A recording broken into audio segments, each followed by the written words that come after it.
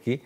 कल नंबर्स आए थे इटर्नल के, याद रखिएगा। कल प्राइमा फेसी नंबर्स ख़राब लगे, लेकिन उसके बाद स्टॉक शुरू में गिरा, फिर अच्छी रिकवरी आई और जो मैनेजमेंट की कमेंट्री थी वो भी काफ़ी पॉजिटिव लगी। इटर्नल का स्टॉक दिखा दीजिए प्लीज़ एक बार।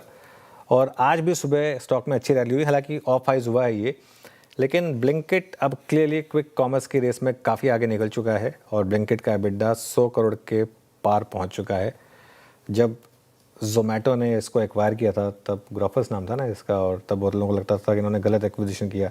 आज एक ऐसी स्टेज है जिसमें ज़्यादातर इनकी वैल्यूएशन जो है ब्लिंकिट की वजह से है। एक बार बंगलम के पास चलते हैं और जानते हैं इस क्विक कॉमर्स की रेस में कैसे इटर्नल या फिर ब्लिंकिट सबसे आगे निकल रहा है। मंगलम बताइए प्लीज़। तो जब भी किसी इंडस्ट्री में कोई डिसरप्शन होता है, बहुत बड़ी अपॉर्चुनिटी निकल के आती है और बहुत सारे प्लेयर्स जो जिस इंडस्ट्री में घुसने की कोशिश करते हैं, वहाँ एक धुरंधर रहता है, वो अपने फर्स्ट मूवर एडवांटेज, अपने इकोनॉमीज ऑफ स्केल और सबसे इंपॉर्टेंट अपनी एग्जीक्यूशन कैपेबिलिटी की वजह से सबसे आगे रहता है और इसी को शायद मोट कहते हैं।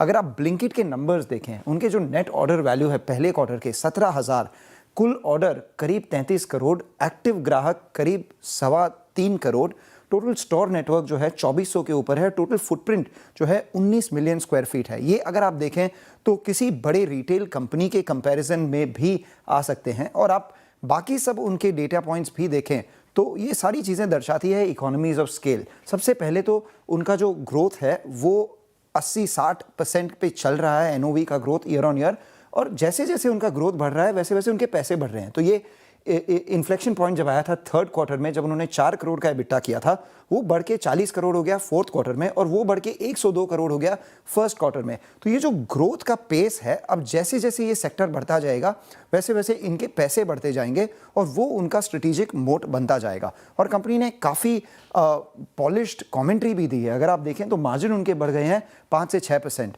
और सबसे बड़ी बात, सबसे इंपॉर्टेंट चीज़ क्विक कॉमर्स में एग्जीक्यूशन होती है। क्या मेरे पास जो असॉर्टमेंट मैंने मंगाया है वो 10 मिनट में मेरे घर पे पहुंचेगा या नहीं, उसके लिए जो डार्क स्टोर नेटवर्क है वो क्या कर रहे हैं। उनका जो 1 करोड़ का कैपेक्स है वो 2.5 करोड़ का हो गया है, लेकिन जो नेट ऑर्डर वैल्यू 7 लाख की थी वो 11 लाख की हो गई है और ये अपना इन्वेंट्री खुद अपने पास रखते हैं। तो उसमें अगर आप 3.5% का वर्किंग कैपिटल भी बता दें तो कंपनी ने वर्किंग दी है कि प्री टैक्स ROCE उनका 41% के आसपास है। तो ये डेफिनेटली जैसे जैसे डार्क स्टोर्स आ रहे हैं उनके रिटर्न भी बढ़ रहे हैं, तो ज़्यादा तगड़ा होते जा रहा है ये बिजनेस। और आगे जाके उनके स्ट्रेटेजिक मोड्स भी देखें तो करीब 3,000 करोड़ का इन्वेस्टमेंट उन्होंने ऑलरेडी कर दिया है। इन्वेंट्री ओनरशिप उनकी खुद की है तो उससे उनको ज़्यादा मार्जिन्स भी मिलते हैं।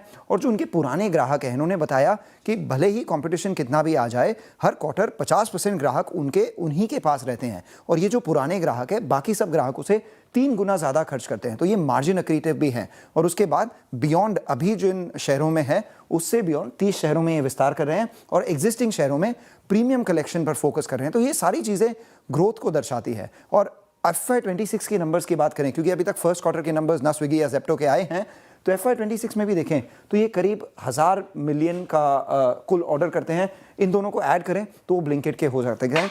स्टोर संख्या उनकी 2200 के आसपास है, इन दोनों को ऐड करें तो वो ब्लिंकिट के हो जाते हैं। और ऑर्डर्स भी अगर बाकी सबके ऐड करें तो बेसिकली अगर डिसरप्शन क्विक कॉमर्स है तो उस डिसरप्शन का धुरंधर ब्लिंकिट है।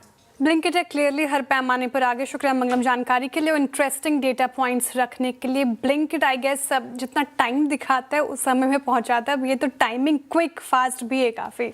ब्लिंकिट क्लियरली आज हीरो, और शुक्रिया मंगलम डेटाज के लिए।